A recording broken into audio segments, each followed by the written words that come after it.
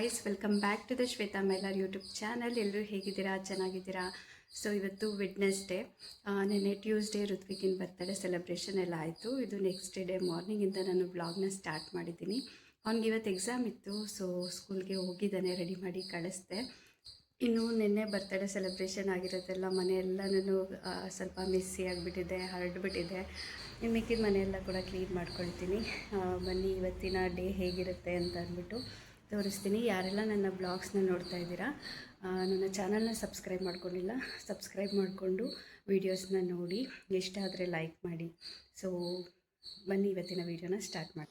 ಈಗ ಜಸ್ಟು ಮನೆ ಕ್ಲೀನಿಂಗ್ನ ಸ್ಟಾರ್ಟ್ ಮಾಡ್ಕೊಂಡಿದ್ದೀನಿ. 1 by 1 ನಿಧಾನಕ್ಕೆ ಎಲ್ಲ ಕೆಲಸಗಳನ್ನೂ ಕೂಡ ಮಾಡ್ಕೊಳ್ತೀನಿ.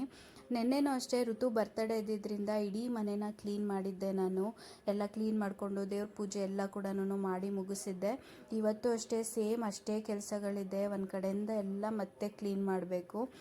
ಇಲ್ಲಿ ಸೋಫಾ ಮೇಲೂ ಅಷ್ಟೇ ನಮ್ಮ ಋತು ಇಲ್ಲೇ ಕೂತ್ಕೊಂಡು ಊಟ ಆಗಲಿ ತಿಂಡಿ ಆಗಲಿ ಏನೇ ಒಂದು ಇಲ್ಲೇ ಮಾಡೋದ್ರಿಂದ ಅಲ್ಲೂ ಅಷ್ಟೇ ಅದ್ರ ಮೇಲೆಲ್ಲನೂ ತಿಂಡಿಗಳನ್ನೆಲ್ಲ ಬೀಳಿಸಿ ಗಲೀಜು ಮಾಡಿಬಿಟ್ಟಿರ್ತಾನೆ. ಸೊ ಹಾಗಾಗಿ ಅದು ಕೂಡ ಇನ್ನೊಂದ್ಸಲಿ ಕೊಡುವಿ ಎಲ್ಲನೂ ನೀಟಾಗಿ ಬಟ್ಟೆ ಎಲ್ಲನೂ ಹಾಸ್ಕೊಂಡೆ.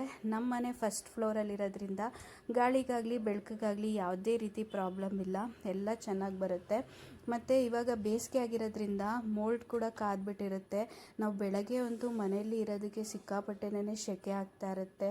ನೈಟ್ ಹೊತ್ತು ಹೇಗೆ ಬೇಕಾದರೂ ಇದ್ಬಿಡ್ಬೋದು, ಬಟ್ ಬೆಳಗ್ಗೆ ಟೈಮ್ ಅಂತೂ ಹೆವಿ ಸೆಕೆ ಆಗ್ತಾ ಇರುತ್ತೆ. ಸೊ ಹಾಗಾಗಿ ಮಾರ್ನಿಂಗ್ ಟೈಮ್ ಎಲ್ಲ ವಿಂಡೋಸ್ನು ನಾನು ಓಪನ್ ಮಾಡಿ ಇಟ್ಟಿರೋದ್ರಿಂದ ಡಸ್ಟ್ ಎಲ್ಲನೂ ಜಾಸ್ತಿ ತುಂಬ್ಕೊಂಬಿಡುತ್ತೆ. ಸೋಫಾ ಮೇಲೆ, ಟಿ ವಿಗಳ ಮೇಲೆ ಎಲ್ಲ ಕಡೆನೂ ತುಂಬ್ಕೊಂಬಿಟ್ಟಿರುತ್ತೆ. ನಾನು ಎವ್ರಿ ಡೇ ಡಸ್ಟ್ನ ಒರೆಸ್ಕೊಳ್ತಾನೆ ಇರ್ತೀನಿ ಕಸ ಗುಡ್ಸೋಕ್ಕಿಂತ ಮುಂಚೆ, ಆದ್ರೂ ಬರ್ತಾನೆ ಇರುತ್ತೆ. ಒಂದು ದಿವಸ ಏನಾದರೂ ನಂಗೆ ಆರಾಮಿಲ್ಲ ಅಂತಂದ್ಬಿಟ್ಟು ಏನಾರ ಡಸ್ಟ್ ಕ್ಲೀನಿಂಗ್ ಮಾಡ್ಕೊಂಡಿಲ್ಲ ಅಂತಂದರೆ ಹೆವಿ ಆಗಿರುತ್ತೆ ನೆಕ್ಸ್ಟ್ ಡೇಗೆ. ಸೊ ಇವಾಗೆಲ್ಲನೂ ನೀಟಾಗಿ ಒರೆಸ್ಕೊಂಬಿಟ್ಟು ನೀಟಾಗಿ ಕಸ ಗುಡಿಸ್ಕೊಳ್ಬಿಡ್ತೀನಿ. ಆಮೇಲೆ ಮನೆಯೆಲ್ಲ ಒರೆಸೋದಾದ್ಮೇಲೆ ಇನ್ನೊಂದ್ಸಲಿ ವೆಟ್ ಕ್ಲಾತ್ ತೊಗೊಂಡು ನೀಟಾಗಿ ಎಲ್ಲ ಕಡೆನೂ ಒರೆಸ್ಕೊಂಡು ಬರ್ತೀನಿ. ಇವಾಗ ಕಸ ಎಲ್ಲನೂ ಗುಡಿಸ್ತಾ ಇದ್ದೀನಿ. ಸಿಕ್ಕಾಪಟ್ಟೆ ಕಸ ಅಂತೂ ಇತ್ತು. ಮನೆ ಅಂತೂ ಒರೆಸೋದಕ್ಕೇನೆ ಏನಿಲ್ಲ ಅಂದರೂ 1/2 hour ಮೇಲೆ ತೊಗೊಂಡಿದ್ದೀನಿ. ಏಕೆಂದರೆ ಕೇಕ್ ಎಲ್ಲನೂ ನೆಲದ ಮೇಲೆ ಬಿದ್ದುಬಿಟ್ಟು ಅದೆಲ್ಲ ಸ್ಟಿಕ್ಕಿ ಥರ ಆಗೋಗ್ಬಿಟ್ಟಿತ್ತು. ನೆನ್ನೆ ನಾವು ನೈಟು ಒರೆಸೋದಕ್ಕೆ ಟೈಮ್ ಆಗಲಿಲ್ಲ, ಏಕೆಂದರೆ ನಾವು ಮಲಗೋದೇನೆ 11:30 ಆಗೋಗ್ಬಿಟ್ಟಿತ್ತು. ಊಟ ಮಾಡಿದ್ದು ಲೇಟ್ ಆಗೋಗ್ಬಿಟ್ಟಿತ್ತು. ಸೊ ಹಾಗಾಗಿ ನನಗೂ ಕೂಡ ಆರಾಮಿರಲಿಲ್ಲ, ಸ್ವಲ್ಪ ಸುಸ್ತಾಗ್ತಿತ್ತು ಅಂತಂದ್ಬಿಟ್ಟು ನಾನು ಮಲ್ಕೊಂಬಿಟ್ಟೆ. ನೈಟ್ ನಾವೇನು ಕ್ಲೀನ್ ಮಾಡ್ಕೊಳ್ಳಲಿಲ್ಲ. ಬೆಳಗ್ಗೆನೇ ಎದ್ದು ಋತುನ ಸ್ಕೂಲಿಗೆ ಕಳ್ಸೋದಾದ್ಮೇಲೆ ಇವಾಗ 1 by 1 ಎಲ್ಲನೂ ಮಾಡ್ಕೊಳ್ತಾ ಇದ್ದೀನಿ. ಇವಾಗ ಮನೆಯೆಲ್ಲ ಒರೆಸ್ಬಿಟ್ಟು ಸ್ನಾನ ಎಲ್ಲ ಮಾಡಿಕೊಂಡು ಆಮೇಲೆ ಪೂಜೆ ಕೂಡ ನಾನು ಮಾಡಿದ್ದೀನಿ. ಇವತ್ತು ಎಷ್ಟಾಗುತ್ತೋ ಅಷ್ಟು ನಾನು ಸ್ವಲ್ಪ ವೀಡಿಯೋಸ್ನ ಕ್ಯಾಪ್ಚರ್ ಮಾಡ್ಕೊಂಡಿದ್ದೀನಿ. ಎಷ್ಟು ವೀಡಿಯೋ ಮಾಡ್ಕೊಂಡಿದ್ದೀನೋ ಅಷ್ಟನ್ನು ನಿಮ್ಮ ಜೊತೆ ನಾನು ಶೇರ್ ಮಾಡ್ಕೊಳ್ತಾ ಇದ್ದೀನಿ. ಇವಾಗ ಪೂಜೆ ಮಾಡೋಣ ಅಂತ ಅಂದ್ಬಿಟ್ಟು ಬಂದೆ. ನೆನ್ನೆನೇ ಎಲ್ಲ ಮಾಡಿರೋದ್ರಿಂದ ಏನು ಅಷ್ಟೊಂದೇನು ನನಗೆ ರಿಸ್ಕ್ ಆಗಲಿಲ್ಲ. ಸ್ವಲ್ಪ ಎಲ್ಲನೂ ದೇವ್ರ ಮನೆಯೆಲ್ಲ ಕ್ಲೀನ್ ಮಾಡಿಕೊಂಡು ಹೂವು ಎಲ್ಲ ಅದೇ ಇತ್ತು, ಬೇರೆ ಏನು ನಾನು ಚೇಂಜ್ ಮಾಡೋದಕ್ಕೆ ಹೋಗಲಿಲ್ಲ. ಇವಾಗ ದೀಪ ಹಚ್ತಾ ಇದ್ದೀನಿ. ದೀಪ ಹಚ್ಬಿಟ್ಟು ಪೂಜೆ ಮಾಡಿ ಇದಾದಾದಮೇಲೆ ನಾನು ಕಂಪ್ಲೀಟಾಗಿ ರೆಸ್ಟ್ ಮಾಡಿಬಿಟ್ಟೆ. ಏಕೆಂದರೆ ಹಿಂದಿನ ದಿನವೂ ಸೇಮ್ ಅಷ್ಟೇ ಕೆಲಸಗಳು ಮಾಡಿ ನೆಕ್ಸ್ಟ್ ಡೇನೂ ಫುಲ್ಲು ಅದೇ ವಾರದ ಕೆಲಸ ಎಲ್ಲ ಮಾಡಿಬಿಟ್ಟು ಒಂಥರ ಬಾಡಿ ಪೇಯ್ನ್ ಥರನೇ ಆಗೋಗ್ಬಿಟ್ಟಿತ್ತು. ಹಿಂದಿನ ದಿನವೂ ಬಾಡಿ ಪೇಯ್ನ್ ಬಂದಿತ್ತು, ನಾನು ಶೇರ್ ಮಾಡ್ಕೊಂಡಿದ್ದೆ ನಿಮ್ಮ ಜೊತೆ. ಅಂದರೆ ಈ ಪ್ರೆಗ್ನೆನ್ಸಿ ಟೈಮಲ್ಲಿ ಕೆಲಸಗಳನ್ನ ಮಾಡೋದೇನೇ ಸ್ವಲ್ಪ ಕಷ್ಟ.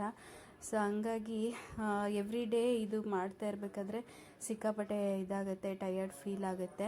ಸೊ ನಾನೆಲ್ಲ ಮಾಡಿರೋದ್ರಿಂದ ಇವತ್ತು ಅಷ್ಟೇ ನೆನ್ನೆದೇ ಸ್ವಲ್ಪ ಬಾಡಿ ಪೇಯ್ನ್ ಎಲ್ಲ ಇತ್ತು.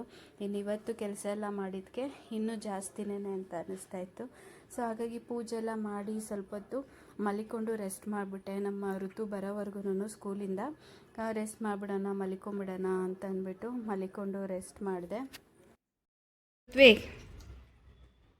ಋತು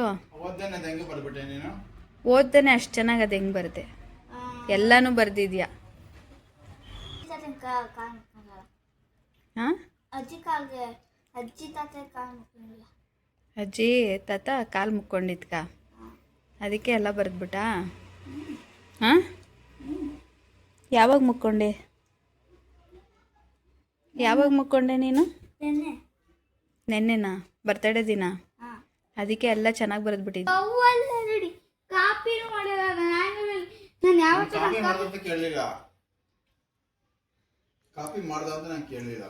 ಅಂದರೆ ಅಷ್ಟು ದೇವ್ರ ಥರ ಆಶೀರ್ವಾದ ಮಾಡಿದ್ದಾರೆ ನಮ್ಮ ಅಪ್ಪ ಅಮ್ಮ. ಅಷ್ಟು ಪವರ್ಫುಲ್ ಇದು ಆಶೀರ್ವಾದ ಮಾಡಿದ್ದಾರೆ ಋತ್ವಿಕ್ಗೆ.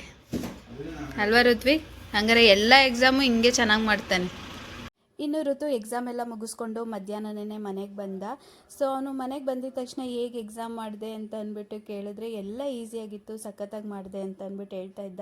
ಯಾಕೆಂದರೆ ಎಕ್ಸಾಮ್ ಹಿಂದಿನ ದಿನ ಅವ್ನು ಬರ್ತಡೇ ಇದ್ದಿದ್ದರಿಂದ ಅವನ್ನೆಲ್ಲ ಅಷ್ಟಾಗಿ ಓದೇ ಇರಲಿಲ್ಲ. ನಾನು ನಿಮ್ಮ ಜೊತೆ ಕೂಡ ಶೇರ್ ಮಾಡಿದ್ದೀನಿ ಅದನ್ನು. ಸೊ ಓದೇ ಇರಲಿಲ್ಲ, ಹೇಗೆ ಮಾಡಿದೆ ಅಂತ ಅಂದ್ಬಿಟ್ಟು ಕೇಳಿದ್ರೆ ಅಜ್ಜಿ ತಾತಂಗೆ ನಮಸ್ಕಾರ ಮಾಡ್ಕೊಂಡೆಲ್ಲ ಅವ್ರು ಆಶೀರ್ವಾದ ಮಾಡಿದ್ರಲ್ಲ, ಸೊ ಅದಕ್ಕೆ ಎಲ್ಲ ಈಸಿ ಆಗೋಯ್ತು, ಅದಕ್ಕೆ ಎಲ್ಲ ಚೆನ್ನಾಗಿ ಮಾಡಿದೆ ಅಂತ ಅಂದ್ಬಿಟ್ಟು ಹೇಳ್ತಾ ಇದ್ದ. ಸೊ ಅದಕ್ಕೇನೆ ಅದನ್ನು ಕೂಡ ವಿಡಿಯೋ ಮಾಡಿಕೊಂಡು ನಿಮ್ಮ ಜೊತೆ ಶೇರ್ ಮಾಡ್ಕೊಳ್ಬೇಕು ಅಂತ ಅನ್ನಿಸ್ತು, ಹಾಗಾಗಿ ಶೇರ್ ಮಾಡ್ಕೊಳ್ತಾ ಇದ್ದೀನಿ. ಇನ್ನು ಅವತ್ತಿನ ದಿನ ಸಂಜೆನೇ ನನ್ನ ಫ್ರೆಂಡ್ ಮಧು ಅವರು ಅವ್ರ ಅಮ್ಮನ ಮತ್ತು ಅವರಿಬ್ಬರು ಮಕ್ಕಳನ್ನ ಕಳ್ಸ್ಕೊಂಡು ಕೊಟ್ಟಿದ್ರು ನಮ್ಮ ಮನೆಗೆ. ನನಗೆ ಅರಿಶಿನ ಕುಂಕುಮ ಸೀರೆ ಎಲ್ಲನೂ ಕಟ್ ಕಳಿಸಿದ್ರು.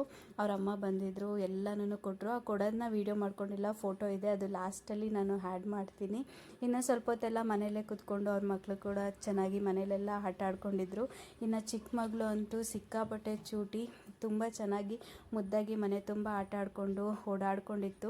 ನಮ್ಮ ಋತ್ವಿಗಂತೂ ಪಾಪು ಸಿಕ್ಕಾಪಟ್ಟೆ ಇಷ್ಟ ಆಯಿತು. ಇನ್ನು ದೊಡ್ಡ ಮಗಳು ಅಷ್ಟೇ, ತುಂಬಾ ಸೈಲೆಂಟಾಗಿದ್ಲು ಅವಳಂತೂ. ಇವಾಗ ಹೊರಡ್ತೀವಿ ಅಂತಂದರು, ಸೊ ಹಾಗಾಗಿ ಅವ್ರಿಗೂ ಅರಿಶಿನ ಕುಂಕುಮ ಎಲ್ಲ ಕೊಡ್ತಾಯಿದ್ದೀನಿ. ಇನ್ನು ಪಾಪುನೂ ಅಷ್ಟೇ ಅರಿಶಿನ ಕುಂಕುಮ ಕೊಡ್ತಾಯಿದ್ರೆ ಅವಳು ಬಂದು ಅವಳೇ ಅರಿಶಿನ ಕುಂಕುಮ ಇಟ್ಕೊತಿದ್ಲು. ಅದಾದಮೇಲೆ ನಾನು ಇಡ್ತೀನಿ ಅಂತ ಅಂದ್ಬಿಟ್ಟು ನನಗೂ ಬಂದು ಕೆನ್ನೆಗೆಲ್ಲ ಅರಿಶಿನ ಕುಂಕುಮ ಎಲ್ಲನೂ ಹಚ್ಚುತ್ತಾ ಇದ್ಲು ಅವಳು. ಇನ್ನು ನಮ್ಮ ಋತು ಕೂಡ ಪಾಪು ಜೊತೆ ತುಂಬ ಚೆನ್ನಾಗಿ ಆಟ ಆಡಿಸ್ಕೊಂಡು ಇರೋಷ್ಟು ಟೈಮೂ ಇದ್ದ. ಪಾಪು ಸಿಕ್ಕಾಪಟ್ಟೆ ಇಷ್ಟ ಆಯಿತು ಅವನಿಗೆ. ಇನ್ನು ಅವ್ನ ಬರ್ತಡೆಗೆ ಬೆಲೂನ್ಸ್ ಎಲ್ಲ ತೊಗೊಂಬಂದಿದ್ವಲ್ಲ, ಅದನ್ನೆಲ್ಲ ಊದ್ಬಿಟ್ಟು ಪಾಪುನ ಚೆನ್ನಾಗಿ ನಕ್ಕೊಂಡು ಆಟ ಆಡಿಸ್ಕೊಂಡು ಇದ್ದ. ಇನ್ನು ಮಧು ಅವರು ಕೂಡ ಅವ್ರ ಅಮ್ಮನ ಮತ್ತು ಇಬ್ಬರು ಮಕ್ಕಳನ್ನ ನಮ್ಮ ಮನೆಗೆ ಕಳ್ಸ್ಕೊಂಡು ಕೊಟ್ಟಿದ್ರು.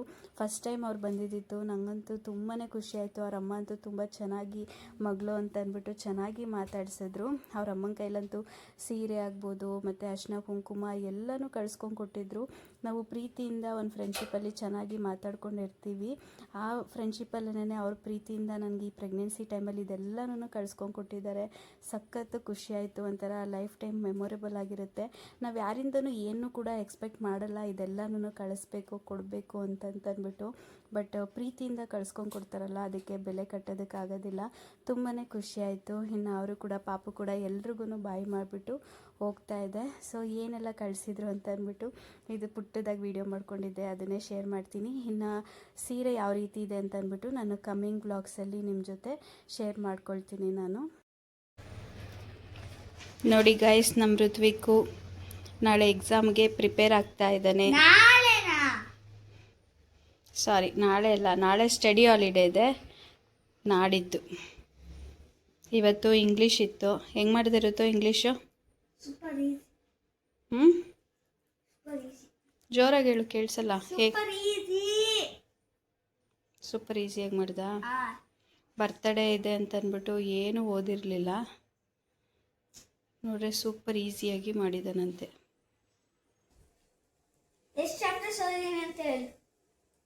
ಎಷ್ಟು ಓದೇ ಇಲ್ಲ ನೀನು. ಓದ್ಕೋ ಅಂತ ಅವಾಗ್ಲಿಂದ ಹೇಳ್ತಾ ಇದ್ದೀನಿ, ಓದ್ತಾ ಇಲ್ಲ ನೀನು. ಎಲ್ಲಿ ಓದ್ತಾ ಇದೆಯಾ? ಆಟ ಆಡ್ಕೊಂಡಿದ್ಯಾ?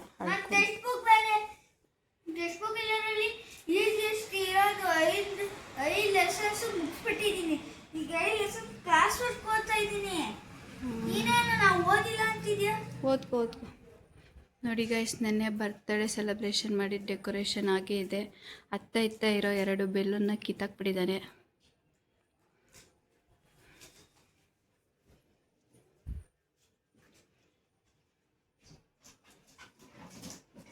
ಅದನ್ನು ಕೇಳ್ತಿದ್ದಾನೆ, ಅದಕ್ಕೋಸ್ಕರನೇ ಇಟ್ಟಿರೋದು ಅವನೇ ಎಲ್ಲ ಕಿತ್ತಾಕ್ಲಿ ಅಂದ್ಬಿಟ್ಟು.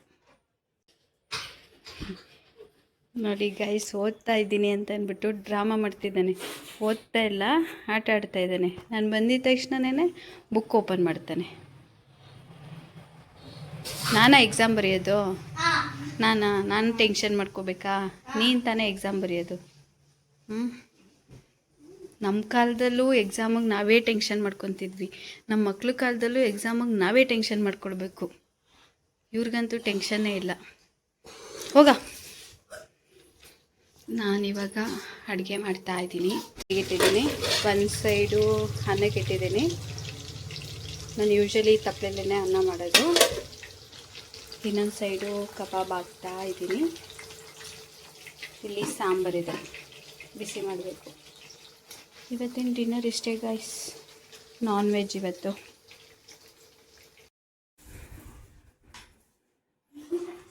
ನೋಡಿ ಗೈಸ್, ಇವನು 12 ಗಂಟೆ ನೈಟ್ ಆದ್ರೂ ಮಲಿಕೊಳೋದಿಲ್ಲ. ಗಾಳಿ ಹಾರಿಸ್ತಾನೆ, ಗಾಳಿನ.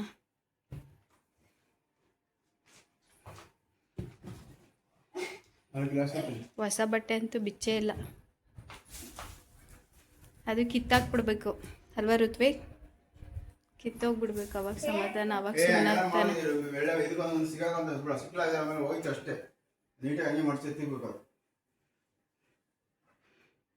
ನಿಂಗೆ ನೆಕ್ಸ್ಟ್ ವರ್ಷ ಬರ್ತಡೇಗೆ ತರಲ್ಲ ಋತ್ವಿಕ್? ಇದೇನೆ ಅಲ್ವಾ ರೀ?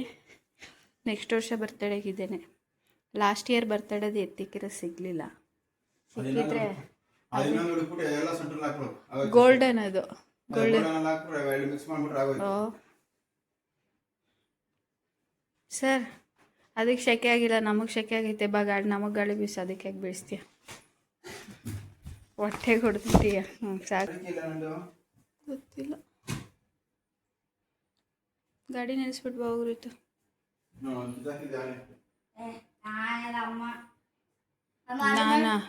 ನಾನು ಯಾವಾಗ ಡರ್ಬೇಲ್ ಹಾಕ್ಬಿಟ್ಟ ಗೈಸ್. ಕಿತ್ತಾಕೋದು ನನ್ನ ಮೇಲೆ ಹಾಕೋದು.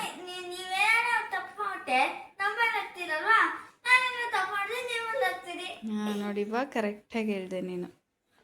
ನೋಡಿದ್ರೆ ಗೈಸ್, ನಮ್ಮ ಋತ್ವಿಕು ಯಾವ ಥರ ಅಂತ. ಅವ್ನು ತಪ್ಪು ಮಾಡ್ಬಿಟ್ಟು ನಮ್ಮ ಮೇಲೆ ಹಾಕ್ತಾನಂತೆ. ಗುಡ್ ನೈಟ್ ಮಾಡಿ ಎಲ್ರಿಗೂ. ಗುಡ್ ನೈಟ್ ಹೇಳ. ಏನು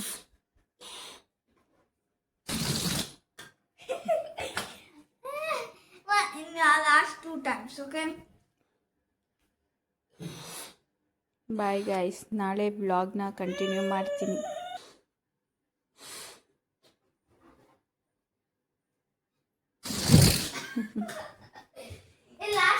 ಇಷ್ಟೇ ಇವತ್ತಿನ ಪುಟಾಣಿ ವ್ಲಾಗ್. ಐ ಹೋಪ್ ಈ ವ್ಲಾಗ್ನ ಕಂಪ್ಲೀಟಾಗಿ ನೋಡಿದ್ದೀರಾ ಅಂತ ಅಂದ್ಕೊಳ್ತೀನಿ. ಇಷ್ಟ ಆಗಿದೆ ಅಂತ ಅಂದ್ಕೊಳ್ತೀನಿ. ಇಷ್ಟ ಆಗಿದ್ದರೆ ಲೈಕ್ ಮಾಡಿ, ಹಾಗೆ ಮರಿದನೇ ನನ್ನ ಚಾನಲ್ನ ಕೂಡ ಸಬ್ಸ್ಕ್ರೈಬ್ ಮಾಡ್ಕೊಳ್ಳಿ. Thanks for watching. ನೆಕ್ಸ್ಟ್ ವಿಡಿಯೋದಲ್ಲಿ ಸಿಗ್ತೀನಿ. ಬಾಯ್. Thank you.